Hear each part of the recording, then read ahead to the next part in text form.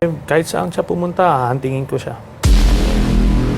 Sino nga ba ang nasa likod ng pagkawala ni Senator Ronald Bato de la Rosa? Hanggang ngayon, mainit pa rin na pinag-uusapan sa social media ang biglaang pagkawala ng senador ng Pilipinas na si Ronald Bato de la Rosa. Matatandaan kamakailan ay muling nagpakita si Bato sa Senado sa mahigit 7 buwan na siya ay nagtatago dahil nga sa napabalita noon na mayroon na siyang warrant of arrest mula sa ICC. Kamakailan lang ay bigla siyang sumulpot sa Senado na nagdulot ng tensyon matapos ang umano'y tangkang pag-aresto sa kanya ng National Bureau of Investigation o NBI. Gayunpaman, nabigo ang nasabing operasyon dahil tila naging mailap sa mga otoridad ang senador. Samantala, iginiit naman ni Senate President Alan Peter Cayetano na wala pa umanong opisyal na warrant of arrest na hawak ang Senado dahil dito hindi raw makatarungang sabihing tumakas si Bato de la Rosa mula sa kustodiya ng Senado ng Pilipinas. Ngayon, marami ang nagtatanong, nasaan na nga ba si Bato de la Rosa? Ayon sa ilang ulat, hindi pa umano siya nakalalabas ng bansa. Ngunit may iba ring impormasyon matapos ang kaguluhan sa Senado kamakailan kung saan ito'y nauwi sa putukan. Kinaumagahan ay di umano'y umalis si Bato de la Rosa sa Senado. Pinaniniwalaan din na kasama niya sa pag-alis ang kapwa senador na si Robin Hood Padilla na ngayon ay nananatiling tahimik at hindi pa nagbibigay ng pahayag sa media. Dahil dito umusbong ang mga espekulasyon kung may mga taong tumulong sa kanyang paglabas. May mga pangalan na lumabas bilang persons of interest, ngunit hanggang sa kasalukuyan ay wala pang malinaw na ebidensya o kumpirmasyon mula sa mga otoridad.